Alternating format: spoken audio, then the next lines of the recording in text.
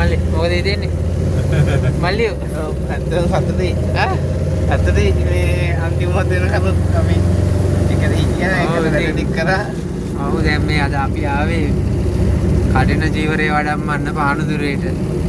මේ අපි ආරන්නේ තුන්වෙනි කඩිනේ. ඒ හරිම සතුටුයි. තුන්වෙනි කඩිනේ සහ හතරවෙනි කඩිනේ ඉදිරි වෙන කඩිනත් එක්කම තමයි මේ යන්නේ ගමන ආරම්භ වෙලා යන්නේ. ඉතින් අද අපි ආවේ ආහාර ද්‍රව්‍ය ටිකක් මෙහෙට දීලා කඩින ජීවරේ වඩම්මගෙන යන්න. ඉතින් මේට අවුරුදු මේක තීරණය කරේ කවදද? මේ පළවෙනි කඩිනේට ආපු දවසේ තමයි නෝනාගේ ආසාවක් හිතිලා මගෙන් ඇහුවා කොහොමද කරගන්න ඕන කියලා. ඉතින් මමත් ඒකට ඉඩ දුන්නා. මේ ඒකෙන් තමයි පළවෙනි කඩිනේ තමයි අපිට හිත පහළ වුණේ මේක කඩිනයක් කරන්න ඕන කියන මතය. ඒකින්ද අපි තුන්වෙනි කඩිනේට මුල බිරුවා. අපි දැන් මේ කඩිනේ අද මේ ආහාර ඒ වෙනකොට ටික දාලා චීවරේ නැවත අපේ නිවසට වඩම්මගෙන ඊට පස්සේ අපි ආපස්සට ආරණ්‍යට වඩම්මලා ස්වාමීන් වහන්සේට පූජා කරන්න සූදානම් කරගෙන ඉන්නවා. එතකොට මේ තියෙන්නේ මෙතුමාගේ කටින වස් ආරාධනා පින්කම ගැන කටින පින්කම ගැන ඒ හැමදේම දැන් සඳහන් වෙලා තියෙන එක. ඉතින් මේ කොත්තේන ආරණ්‍ය සේනාසනේ බෝඩ් එක ඒක ටිකක් දුරවන් වෙලා තියෙන්නේ. දැන් ඉතින් අපි දැන් ආපහු එමු.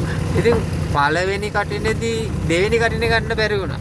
ඔව් දෙවෙනි කටිනේ ගන්න. ඒ වෙනකොට නියමිත වෙලා තියෙනවා. ඒක තුන්වෙනි කටිනේ මමනේ. මම අරගෙන මම ඊට පස්සේ මේගොල්ලන්ට මම කිව්වනේ හරිය ඔයගොල්ලෝ කරා එක මම ඊළඟ කරන්නේ. එතකොට මේ ඇත්තටම ලොකු පිනක්. මොකද මේ දුෂ්කර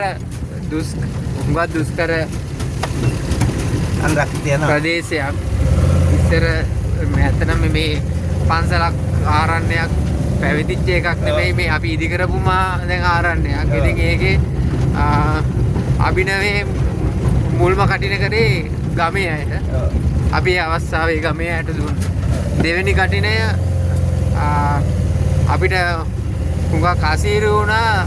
දෙන්නෙක්ම බාර අරන් තිබ්බා. මොකද මේකට වැඩවලට දායකත්වයේ දීපු අපේ ග්‍රාම සේවක මහත්තයත් ඒ වගේම අපේ ආසිරි මහත්තයත් දෙවෙනි කටිනේ අරන් තිබ්බා. ඊට පස්සේ මේ තුන්වෙනි කටිනේ තමයි. ඉතින් ඇත්තටම මේක පළවෙනි කටින් තිබ්බ තීරණය කරගත්තු දෙයක්. ඉතින් මේ කටිනයක් කරනවා කියන්නේ ලේසි නෑ. මොකද මේ මෙහෙට ඇවිල්ලාම කරන්න එපා නේ. ඉතින් ඔයාලට ඒ වාසනාව තිබ්බා. ඒ වාසනාව ඇත්තටම ඒකේ උත්සාහයත් එක්ක ඇතිවෙච්ච වාසනාවක්. දැන් අපි දෙකක් නේ ඒක නෙමෙයි. වාසනාවට ලැබෙන දේවල් තියෙනවා, උත්සාහයෙන් ලබා ගන්න ඕනේ දේවල් තියෙනවා.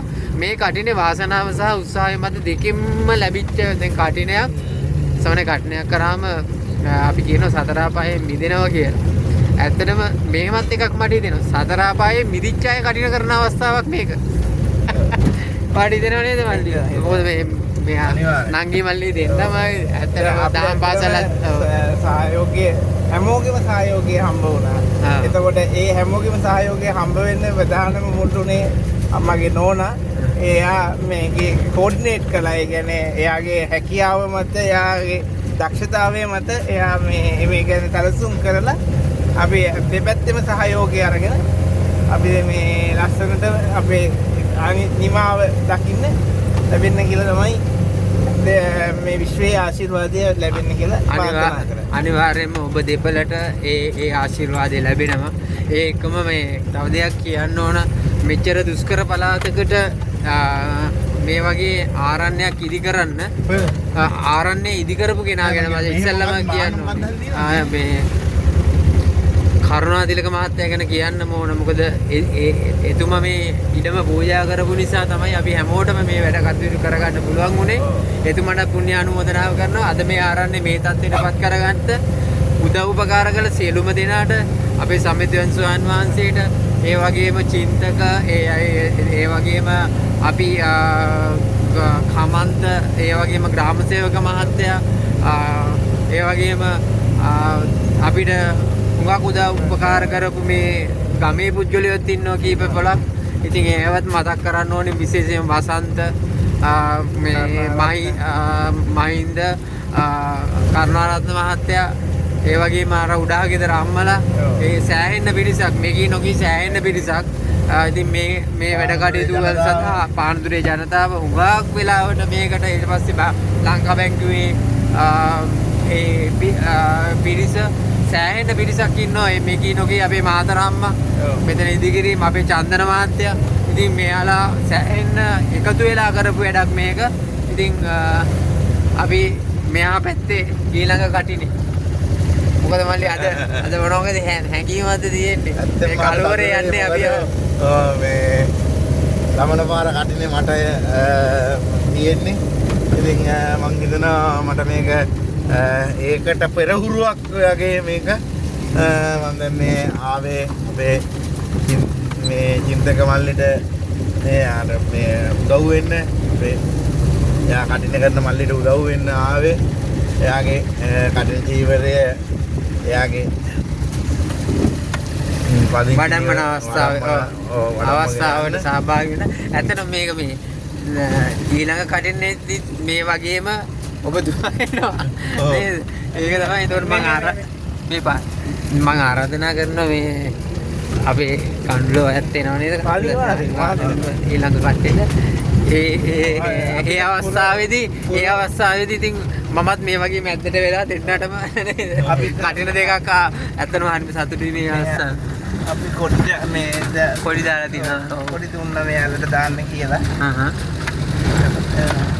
එයාලා දාලා ඒ කොඩි ටික මේ ඇත්තටම මේ පාර සකස් කරලා තිබුණා කොඩිත් අපිට පුණ්‍යවන්ත මේ මිස් කෙනෙක්ගෙන් හම්බ වුණා ඔව් අපි යාලටත් පුණ්‍ය අනුමೋದනාව කරනවා මේකට දායකත්වයේ සපයන සියලුම දෙනාට ඒ වගේම කොඩි වලින් දායකත්වයේ සපය එතුමියටත් අපි පුණ්‍ය අනුමೋದනාවක් කරනවා මේ අපි මේ පාන්දර යන්නේ මේ ගමන මේ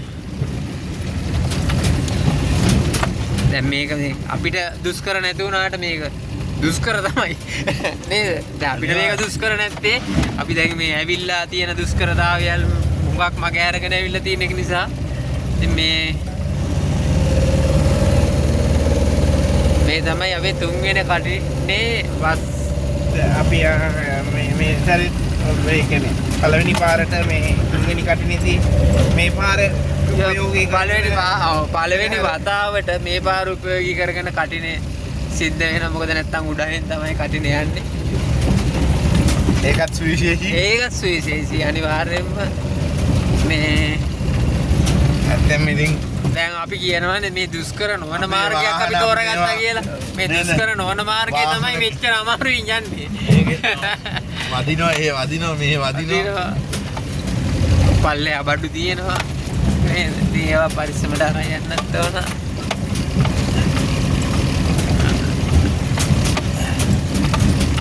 ඉතින් අපි උඩහට ගිහිල්ලා බලමු ඉතුරු ටික එහෙනම් තෙරුවන් සරණයි සියලුම දෙනා